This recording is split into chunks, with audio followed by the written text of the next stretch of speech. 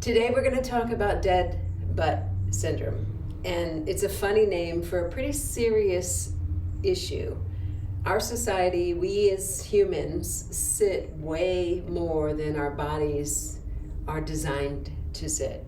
And as soon as we sit down, our butts turn off, the muscles turn off. And over time, they can defacilitate and stop working.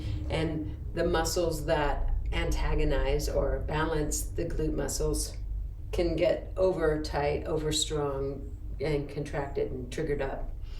So to wake up the butt again and to begin to use the glutes again, it takes a little bit of finessing. Why is dead butt syndrome a problem?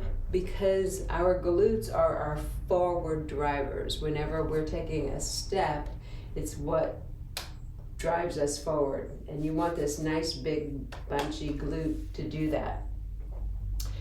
And when the glute is strong, the low back is not doing the lion's share of the work, and it helps to stabilize our posture so that we can stand up straight and tall and we don't become a house of cards and collapse over time.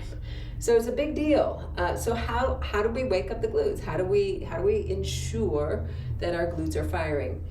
Here's what I teach everybody that comes to me.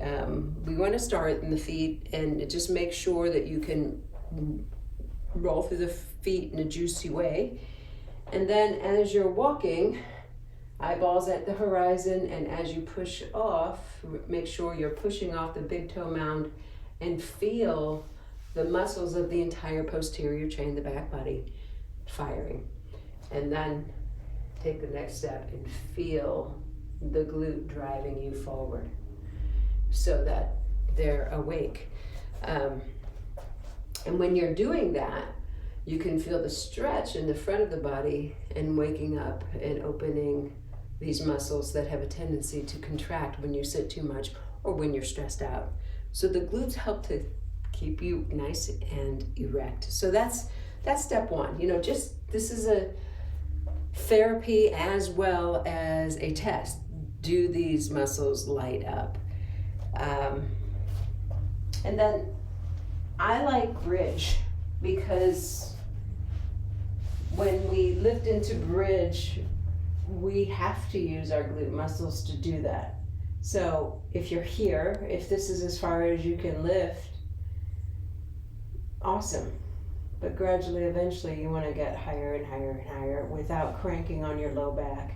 This is all gluteal muscles holding you, pushing through the four corners of both feet and feeling the glutes.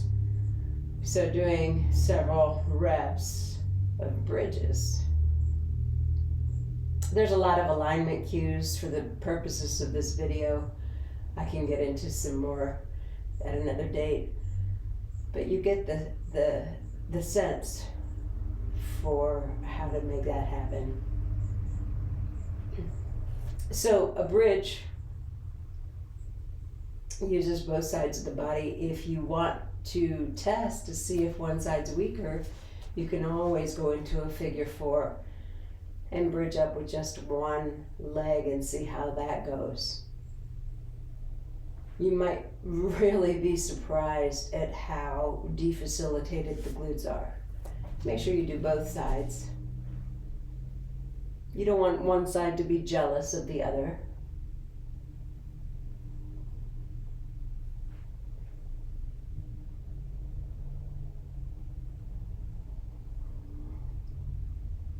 The human body is so incredible, and our skeletal muscular system is connected in a way that if the glutes aren't working, it's going to affect all the other places in the body. It literally, it affects the neck, the shoulders, the low back, the upper back, the quads, the knees, the hips, like really affects the hips. Our ability to tone and contain our internal organs, like it's so important. If you have any questions, if you want to see any more about physical health, about your particular health, just reach out, put a comment in the comments below, and we will talk soon.